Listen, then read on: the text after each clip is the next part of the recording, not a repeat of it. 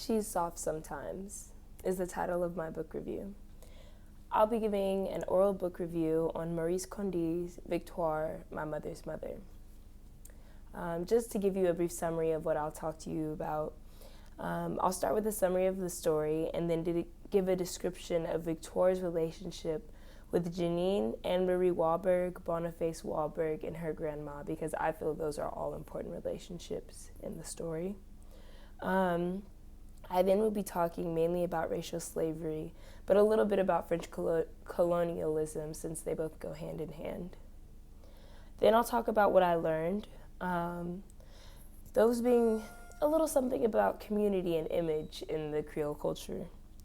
And then I'll give 2 criticisms, a recommendation, and share with you a poem I have about the story. So, a description of, to start with a summary of the story, Victoire, My Mother's Mother, is written from the author's perspective about her grandmother, Victoire. Victoire is born, she's really light-skinned, she's got light eyes, and so these people are confused, like, who's her father? Essentially, she's born illegitimately, and her mother dies during birth. So she's been raised by her grandmother, Caldonia. Caldonia, she devotes herself to raising Victoire. However, she doesn't do the best job at raising her, at the same time. And then Caldonia dies, so she goes to live with the Jovials, which is like her cousins. They're a black family, and she works for them as a servant for a while. Here, she sort of finds her love for music through the daughter, and she gets raped and she gets impregnated. So as a result of this, the Jovials get rid of her, and that just goes to show, like, the cycles of, this is just one example of the cycles of Victoire's life, how she's constantly used and abused, and then hated because of it. It's like she's the victim, but she's hated for being the victim. So they get rid of her, and she goes to live with the Walbergs, Boniface and Anne-Marie Walberg, and there she has her child Janine, and she sort of uses the Walbergs as a crutch. She is a servant for them. However, she experiences an affair with Boniface Walberg. You can't necessarily call it an affair because she's a servant, and the sex is basically being forced on her, because can she really say no? But she also gets to spend time with Anne-Marie Walberg, learning about the violin, and she loves music. She gets to go and take food to, like, the poor.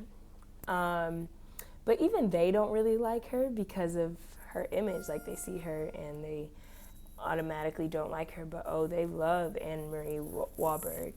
Anne-Marie Walberg also introduces her to church a little bit, and but she holds on to their family as a crutch to take care of Janine, her daughter. It's a stable place. It's a stable place for her and her daughter. I would say ultimately Victoire is successful because her daughter is raised. I will mention that Victoire sort of takes in this life of hatred that she receives from everyone, and she doesn't let it bother her. There's not a single time that it really hurts her. Maybe because she's so used to it, it's so normal for her. But when her daughter is born, she cries, like a tear falls from her eye for the first time. She didn't even cry when her grandmother, her own caretaker, died. But when she had Janine, she died. I mean, she didn't die, she cried. And that just goes to show her love for her and her passion for taking care of her. And I would say that she was successful in that passion because Janine was then educated, unlike Victoire, her mother. She was not educated. And she became successful. And then her granddaughter is a published author, Maurice Condé. So, like, I would say that Victoire was successful in the end, even given, like, I would say just the misery of her life, because it wasn't a great one. But she had her little vacation when she left the Wahlbergs for a little bit and had an affair with someone, so I love that for her. Okay, so there's a summary of the story. So I did mention a little bit about relationships as I was talking about it, but to go into more specifics, I'll give you a description of Victoire's relationship with Janine. I didn't talk about that one. I'll also give a description of, I talked about her and Boniface. I talked about her and Anne-Marie a bit. I'll talk about her and Janine and her own mother. So I would say her relationship with her own mother had one large impact on her life, being that her mother died during her birth. So she didn't have, that one person who literally birthed her and actually cared about her to take care of her. And her relationship with her father is also important because he was not there. He was a white soldier possibly that no one knew, but her parents, created her skin color, created her racial identity, and therefore created the misery that she had in her life. And neither of them were there for her throughout her life, which is just interesting. Then there's also, and I don't know, maybe Victoire was really connected with her mother in a way, because there is that chapter that talks about how when she was younger she ended up at her mother's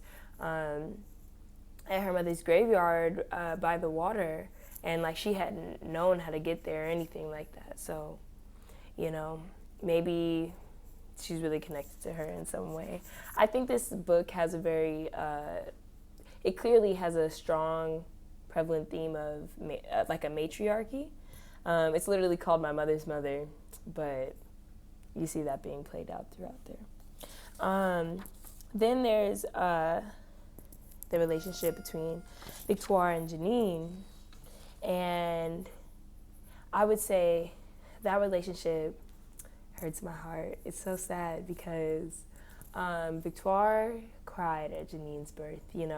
She wanted to give the world to her, and which she continuously tried to do.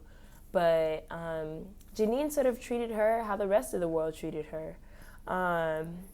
She was scared of her mother because, first of all, she was a mistress of a white Creole. She had because of the affair with Boniface. She was only a cook and a servant. She was uneducated, and she abandoned Janine. How I said she went away and had her little affair with a man on the island. So she abandoned Janine for Martinique for a year, and she speaks Creole, showing her level of uneducation, not French, which would show that she's, superior. She's of an upper class. So really, Janine is embarrassed by her mother, sort of how the whole community is embarrassed by Victoire from the moment she's born. And that's sad to see. But I don't know, is there anything else I should mention about that relationship? I don't think so. That's all I have to say about that. I'm going to move on to talking about the racial slavery and French colonialism. So the reaction to Victoire's phenotype is a big thing in the story, because first and foremost, a phenotype is the first thing you see on someone, and that's one thing we talk about a lot in class when it comes to race. But Victoire belonged to the phenotype of the tragic mulatto. She was in a triracial group that did not fit in the binary, that was highly followed, I would say, and respected, and you're white or you're black and you're upper class or you're like, so she didn't fit within that binary. She was affected by a one drop, but she was still a servant. So I would just say, like, her being a part of that triracial group gave her the adjectives of tainted, diluted, bastard, heathen, and all the negative ways that everyone around her saw her. Yeah, she was in limbo. Another thing I wanted to talk about for racial slavery and Creole, or not Creole, I'm sorry, French colonialism, is her life of servitude and how it impacted her. So in her life of servitude, she was treated like any slave, as a fancy. No, she was not a fancy, but she was sexually harassed and abused like a fancy. She was used like a fancy, and in addition, and even that goes to show, like, that even that impacts her life before she's born. That whole principle of, like, sexual abuse to slaves, and lack of consent and all of that. Like, how do we know that her mother even wanted to be with that white soldier who just up and left? Maybe that was a case of rape in itself, but there's a lot of things that are unknown throughout the story. Even the author includes her own asides and will, give you a possibility of something that could have happened, but when we don't know what really happened. So, yeah, being in a life of servitude affected her that way. It also affected her in her education. She lacked education. As I said, she spoke Creole because she was uneducated.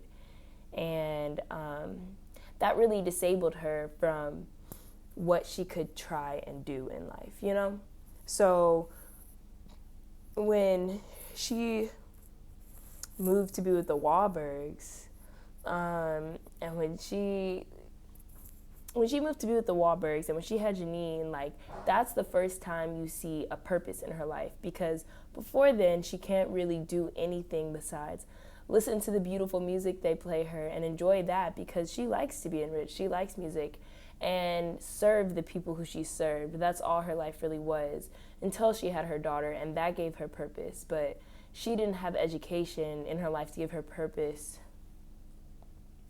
She didn't have education in her life to give her purpose or a way out of servitude. She was never educated, sadly. Then, let me see. I'm trying to think, is there anything else I need to mention here? Talked about the significance of French versus Creole. The status of white Creoles. Yeah, I think that's all I really need to mention. You could see also I guess as a result of French colonialism, there was a lot of hierarchy, there was a lot of class and ranking, and there were things that hinted towards people's class and ranking, like we said, with language between Creole and French. There's upstairs, downstairs houses that served as a tag for what class you belong to, change of air houses, all of that. The servants you had. So, yeah. 2 things I learned from this was one about Creole community. I feel like even when it wasn't used positively, Creoles had a very strong sense of community. So, for example, at the beginning of the book, one thing I found really interesting was when the author mentioned about how Victoire didn't cry when her grandmother died. But in Creole culture, everyone mourns intensely and dramatically. And I feel like that is something unique. That's something unique because it does build a strong sense of community to do that. If you've seen the movie, what's the name of the movie?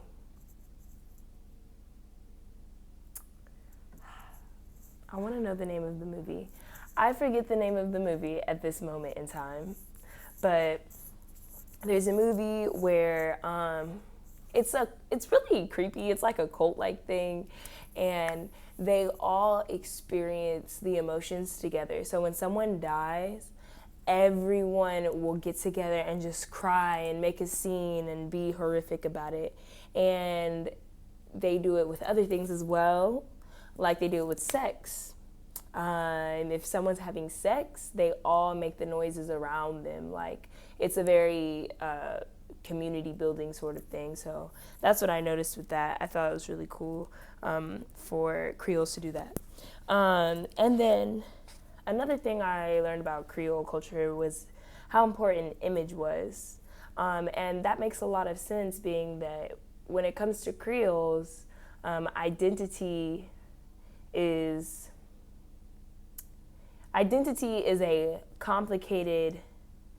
a complicated issue from start to finish. Like, even when it comes to culture, when it comes to race, when it comes to all of that. So image is important, but at times you could see how it truly divided people and created hatred, and you see that all throughout the life of Victoire and how intense and serious that was, to the point where she was numb to it. Like, it didn't bother her.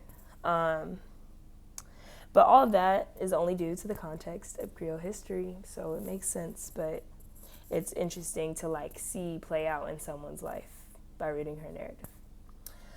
2 criticisms I have on the book is, 1, I could not stand the intense amount of French in there, because half the time I didn't know what they were talking about because it was just French, but it's okay. Some of it you're able to pick out the Latin roots and be like, oh, this is probably this, and it makes sense. But it's a little annoying because it's so much French in there that you're not going to look up every single time they use French. And so I feel like I missed out on some of the book. Another criticism I have is just how descriptive it was. I feel like there was points in times when description was elaborated on in so much depth that it was unnecessary, because there was much more important points that were being made in the book, and all the description sort of slowed me down as a reader from getting those larger points. I'd have to reread over something like, oh, all of that doesn't matter. It's just talking about the scenery. And I feel like even when it comes to the description, the author included excess description in places where she didn't even know the truth. But maybe that was an artistic choice, like how I said, she was trying to fantasize about the life of her grandmother and things that she may not have even known. So, I don't know. I just didn't like all the description in there.